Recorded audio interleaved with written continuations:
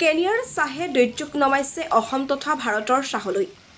কেঁচা চাহপাতত মূল্য অস্বাভাৱিকভাৱে হ্ৰাস পোৱাত উদ্বিগ্ন খুমটাইৰ বিধায়ক মৃণাল শইকীয়া। কেনিয়াৰ চাহ কম মূল্যত ক্ৰয় কৰি ভাৰতৰ চাহৰ সৈতে মিলাই বহু কোম্পানীয়ে চলাইছে লুণ্ঠন, যাৰ পৰিপ্ৰেক্ষিতত অসম তথা ভাৰতৰ চাহৰ চাহিদা নিম্নগামী হৈছে। এই সন্দৰ্ভত সৰব বিধায়ক মৃণাল শইকীয়া। বহুজাতিক কোম্পানীৰ নিজৰ মুনাফাৰ বাবে ক্ষুদ্ৰ চাহ খেতিয়কে পোৱা নাই কেঁচা চাহপাতৰ উচিত মূল্য।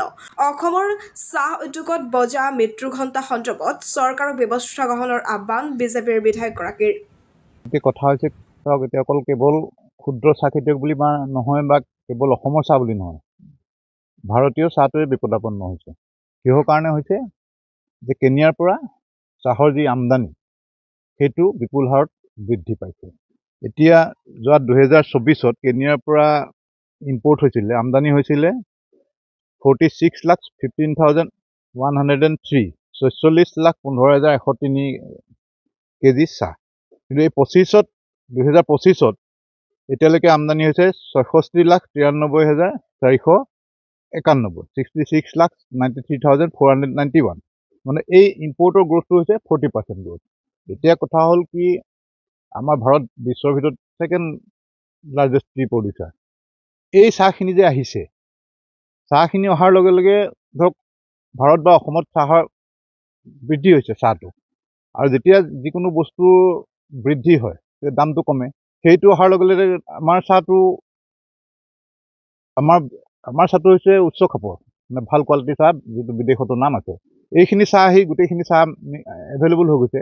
আৰু এই কোম্পানীখিনিয়ে 300ৰ ওপৰ অধিক কোম্পানীয়ে কি কৰে, সিহঁতি সেই চাহটো আনি পেলাই আমাৰ ইয়াৰ ভাল চাহৰ লগত আছাম টিয়েই হওক, দাৰ্জিলিং টিয়েই হওক, এইবিলাক অলপ ব্লেণ্ডিং কৰি পেলাই আকৌ বাহিৰলৈ ৰপ্তানি কৰে। মানে ভাল চাহটো বেয়া চাহৰ লগত মিলাই তাক ব্লেণ্ডিং কৰি বিকি দিয়ে।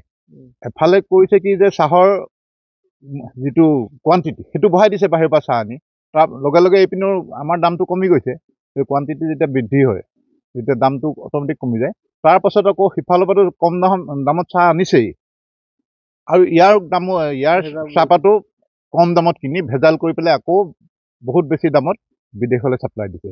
এতিয়া মই সৰুকৈ বুজাই দিছোঁ, আমাৰ এখন যোগীবাৰী গাঁও, ইয়াত প্ৰত্যেক ঘৰ মানুহত চাহ বাগান আছে, 2 বিঘা 3 বিঘা 5 বিঘা 10 বিঘা এনেকৈ। গোটেই মূল অৰ্থনীতিটো ঘৰখনৰ সেই চাহ বাগানখিনি। তো এইখিনি নহ'লে এই মানুহখিনি নিগমে মৰিব। আৰু ওচৰতে আমাৰ চাহ বাগিচা আছে, শালমিৰা টি ষ্টেট, ডাঙৰ কোম্পানী। অকল যে ক্ষুদ্ৰ চাহ খেতি যে অনিষ্ট হৈছে নহয়, ডাঙৰ ডাঙৰ বাগানবিলাকো অনিষ্ট হৈছে। তেওঁলোকৰ লগত মই এটা ৰিচাৰ্চ কৰিছিলোঁ।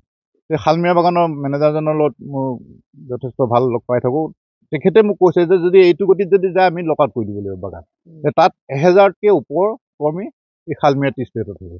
আমাৰ আকৌ ইয়াত 1000তকৈ বেছি মানুহ চাহৰ লগত জড়িত হৈ আছে। কাৰণ এই ট্ৰেণ্ডটো থাকিলে সেই 1000 চাহ শ্ৰমিকসকল ক'ত যাব? সেই বাগানখন যদি বন্ধ হৈ যায়, আমাৰ মানুহখিনি ক'ত যাব? 1000 মানুহখিনি কি কৰি খাব? সেই তেনেকৈ প্ৰত্যেকতে যিমান ডাঙৰ ফেক্টৰী হওক, আমাৰ ক্ষুদ্ৰ চাহ খেতিয়ক হওক, সকলো এফেক্ট হৈছে। আৰু ইয়াৰ মূল কাৰণ পাইছোঁগৈ কেনিয়ান টি। সেইকাৰণে সেই কেনিয়ান টিত মানে টেৰিফ নাই। মই চাপ'জ আনিব খুজিছোঁ, মই কোনো শুল্ক দিব নালাগে। আজি ট্ৰাম্পে যেনেকৈ 50% ইণ্ডিয়ান বস্তু যদি কোনোবাই আমেৰিকালৈ পঠায়, 50% তাত ওপৰ দিব। যদি 1000 দামটো 1500 হৈ যাব।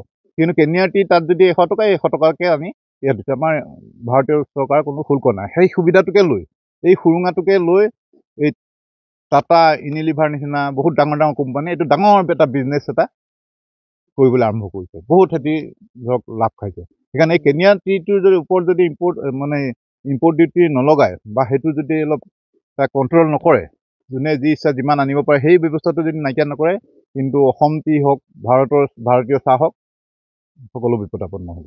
এতিয়া কিন্তু যথেষ্ট ক্ষতিগ্ৰস্ত হৈছে কিন্তু ক্ষুদ্ৰ চাহ খেতিয়কসকল। কৈছোঁ কি, অকল ক্ষুদ্ৰই নহয়, আমি ক্ষুদ্ৰটো দেখি থাকোঁ। ডাঙৰ বাগানবিলাক কেনেকৈ চলিছে কোনো তাক ল'বলৈ যোৱা নাই। এনেকৈ হ'লে অসমৰ চাহ তথা ভাৰতৰ অসমৰ যিটো আছাম টি ইণ্ডাষ্ট্ৰী, অসম কিহৰ কাৰণে বিখ্যাত? চাহৰ কাৰণে বিখ্যাত। তাৰ পাছতে গড়ৰ কথাটো আহে। গড়ৰ কাৰণে বিখ্যাত, চাহৰ কাৰণে বিখ্যাত। আছাম টি ইণ্ডাষ্ট্ৰীটো যদি ডেড হৈ যায়, আপোনালোকে গৈ পেলাই অলপ ডাঙৰ বাগানতো খা খবৰ কৰকগৈ। যিবিলাক আমাৰ টি কোম্পানী আছে, সিহঁতি গম পাব যে সিহঁতৰ লক আউট হওঁ হৈ আছে, কষ্ট অফ প্ৰডাকশ্যনেই নোলায় বুলি। মই 2-এখন বাগান দি মই খবৰ কৰিছিলোঁ যে আমাৰ কষ্ট অফ প্ৰডাকশ্যন উলিয়াবলৈ দিগদাৰ হৈছে, যিটো মানে বাগানত খৰচ। এতিয়া শালমৰাতে 1000 মানুহ আছে তেওঁলোকৰ PF ফাণ্ড দৰমহা ৰেচন এইবিলাক দি মেলি যদি সিহঁতি অকশ্যনত দামটো নাপায় নহ'ব। এই ক্ষেত্ৰত চৰকাৰৰ বিশেষ পদক্ষেপ থাকিব। চৰকাৰ কি হ'ব না চৰকাৰে সেই বস্তু গোটেই ষ্টাডি কৰিব লাগে যে কি কাৰণে আছাম টিটো যিমান কমিছে। আছাম টিটো এনেকুৱা নহয় যে ক'ৰবাত পেলাই দিয়া নাই, এইটোও কিনিছে, কিন্তু কেনেকৈ কম দামত কিনিব পাৰে সেই টেকনিকটো লগাই এই ইম্পৰ্টাৰবিলাকে যে অসম টিটো আমি কম দামত কিনিম, লগত কেনিয়ান টিটো আহিল কম দামত, দুইটা কম দামী মিলাই বহুত দামত বিক্ৰী কৰিব। অসমৰ চাহটো মিক্স কৰিলে ব্লেণ্ডিং বুলি কয়, সিহঁতি ব্লেণ্ডিং কৰাৰ পাছত সেই চাহৰ কোৱালিটিটো ভাল হ'ব। ক'তোতো আমি এতিয়া কেনিয়াৰ পৰা কিমান 66 লাখ কেজি আহিছে ধৰক, আমিতো ক'তো পোৱা নাই তাত ষ্টিকাৰ যে কেনিয়াৰ টি কি টি হৈছে। ক'ব পাৰি যে বৃহৎ কোম্পানীকেইটা এটা চিণ্ডিকেটৰ নিচিনা এটা কাম চলাই পেলাই চিণ্ডিকেট ঠিক নহয়, তেওঁলোকে মানে সেই কিছুমান সুৰুঙা লৈ পেলাই আমাৰ ভাৰত চৰকাৰ কিছুমান সুৰুঙা ইম্পৰ্ট লছৰ সুৰুঙা লৈ পেলাই বাহিৰৰ চাহ আনি আমাৰ লগত ব্লেণ্ডিং কৰি আকৌ বাহিৰলৈকে এক্সপৰ্ট কৰিছে অধিক দামত।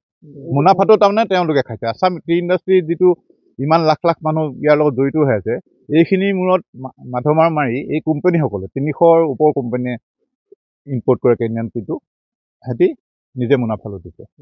এই ক্ষেত্ৰত পদক্ষেপ ল'ব লাগিব, নহ'লে ভৱিষ্যতে ডাঙৰ কালাজি শালমাৰ বাগানখন লোকালত হৈ যায়, 1000 লেবাৰ ক'ত যাব, কি কৰিব সিহঁতি? আজি আমাৰ গাঁওখনৰ যদি 1000 মানুহৰ যদি জীৱিকাটো নোহোৱা যায় কি কৰিব?